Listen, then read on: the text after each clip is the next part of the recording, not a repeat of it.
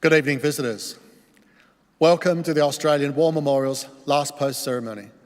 My name is Craig Burrell, and joining us today from the Royal Australian Air Force is Flight Lieutenant Robert Neerhoven. We warmly welcome the family of Private John Clarence Mara, whose story will be told shortly. We are pleased to welcome members of the Defence Widows Group to the ceremony this evening. The group is a subgroup of the ACT chapter of the Defence Force Welfare Association. It was established in 1981, and its focus is on providing mutual support and friendship through an established network for approximately 250 Defence widows residing in the ACT. It is an exclusive group, the only criterion for membership being that a partner donned a military uniform in the service of their country. We welcome the veterans who have served, those that are still serving, and the families that love and support them. We acknowledge the members of RSL and Services Clubs Association, RSL Victoria and RSL Queensland, who are watching the broadcast of this ceremony across Australia. During this evening's ceremony, wreaths will be laid at the base of the pool of reflection by family, visitors to the memorial, and students from Marion College, Victoria. If you are able, please stand and join in singing the national anthem.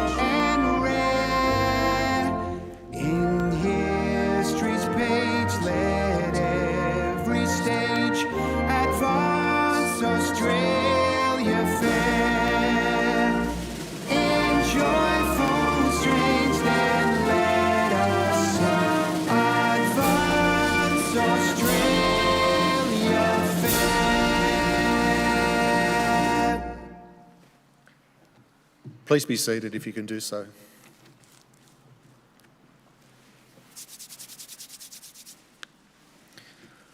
The Australian War Memorial was the vision of Charles Bean, Australia's First World War official historian. Bean landed with the Australian troops on Gallipoli and stayed with them at the front through to the end of the war. The idea of this national memorial and museum came to him at Pozières, France, in the depths of the bloody fighting of 1916. Bean's idea was that this would be a place where families and friends could mourn their loved ones buried in faraway places. It would also be a place that could help all Australians understand what these men and women had endured and what they had done for us. Bean's vision, to which we remain true, is best expressed as inscribed in the entrance to the memorial's galleries. Here is their spirit, in the heart of the land they loved, and here we guard the record which they themselves made. Tonight, we will read the story behind just one of those on the Roll of Honour, which lists the names of more than 102,000 men and women who have given their lives for us in war and on operations for more than a century. But first we present a lament, Flowers of the Forest. Wreaths or floral tributes will now be laid at the base of the pool of reflection.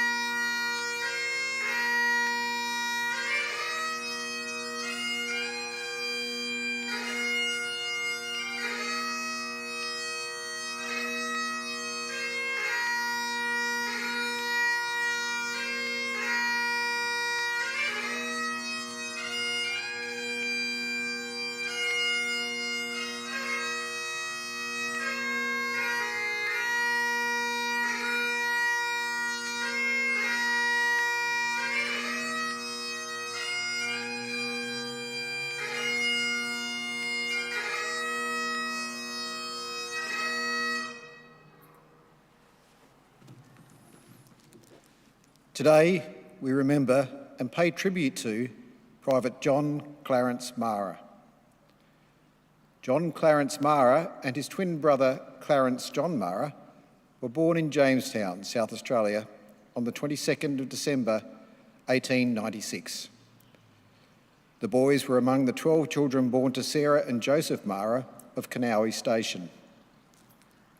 In his youth, John was employed as a plasterer's apprentice, which was his profession at the outbreak of war in 1914. Of 6 sons in the Mara family, 5 volunteered to serve in the war. John Mara enlisted in the Australian Imperial Force on the 12th of April 1915 in Keswick, after his twin brother Clarence, who had enlisted a month earlier. John was assigned to the 10th Battalion, which embarked from Adelaide on the 23rd of June 1915 on the troopship Border. His brother Clarence had embarked previously, but owing to illness, returned to Australia briefly before re-embarking at Adelaide in early April 1915, with reinforcements for the 10th Battalion. Private John Mara arrived on the Gallipoli Peninsula in September 1915, having lost his elder brother Walter there months earlier. From the peninsula, he wrote to his mother, "War by trench work is very slow. You see little fire, although the enemy are not much over 100 yards away, and in some cases only 40 yards. It's generally active about tea time, plenty of shells, shrapnel and lead pellets. We get bacon for breakfast every morning and tea with milk and sugar, good bread, biscuits and boundless supplies of cigarettes and tobacco. I'm in the best health and spirits at present." Mara's time at Gallipoli was short-lived. In December, the Allies evacuated and the 10th Battalion was sent back to Egypt. From there, Mara's battalion embarked for the Western Front, arriving in France in April 1916, from where they were immediately sent to the nursery sector around Armentières. His quiet introduction to the Western Front was brief, as the 10th Battalion was sent to the front lines around the French village of Pozières in July, where John was reunited with his twin, Clarence. By the time Mara's unit arrived to relieve troops of the 1st Division, Australian casualties numbered over 5,000. Continued fighting around Pozières was bitter and costly, as Allied units attempted to capture the high ground and break through enemy lines. In late August, the 10th Battalion was part of continued fighting around Mouquet Farm, as the Allies attempted to isolate the French village of Tifal. As the battalion went over the top, it was caught under heavy machine gun fire and shelling, forcing the men to take cover in shell holes in no man's land. By the time the 10th Battalion was relieved on the 23rd of August, it had sustained over 300 casualties. At some point during the fighting, John and Clarence Mara went missing. John Mara remained missing for over 6 months. Because of the similarity of their names, confusion between John and Clarence led to false reports about their fate. In 1917, their mother Sarah informed base records that she had received correspondence from Clarence, who had been captured on the 22nd of August and was a prisoner of war in Germany, alongside his brother Ernest. Military officials later determined that John had been killed in action the day after his brother was captured, likely a victim of relentless and deadly artillery fire. Of the 5 Mara brothers to enlist, 3, including Private John Mara, never returned. Walter Mara was killed in action on Gallipoli, and Robert Mara died of illness in France in 1916. Ernest and Clarence, who had been prisoners of war, returned to Australia in 1919. Private John Mara's body was never recovered from the battlefield. Today, he is commemorated on the Australian Memorial at Villiers-Bretonneux, among more than 10,000 Australians with no known grave. His name is listed on the Roll of Honour on my right, amongst almost 62,000 Australians who died while serving in the First World War. His photograph is displayed today beside the pool of reflection. This is but one of the many stories of service and sacrifice told here at the Australian War Memorial. We now remember Private John Clarence Mara, who gave his life for us, for our freedoms, and in the hope of a better world.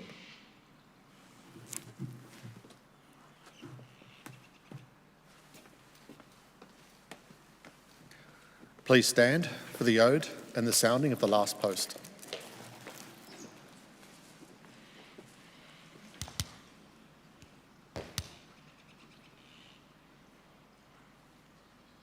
They shall grow not old, as we that are left grow old. Age shall not weary them, nor the years condemn. At the going down of the sun, and in the morning, we will remember them.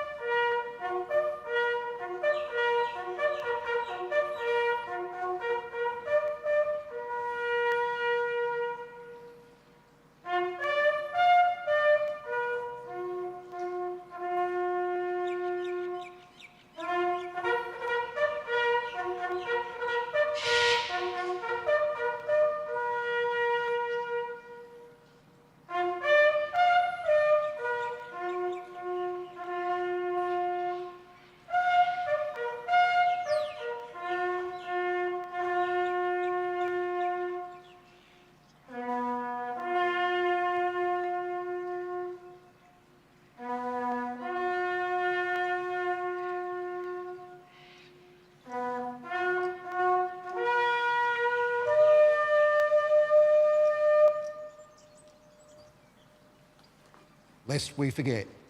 Lest we forget.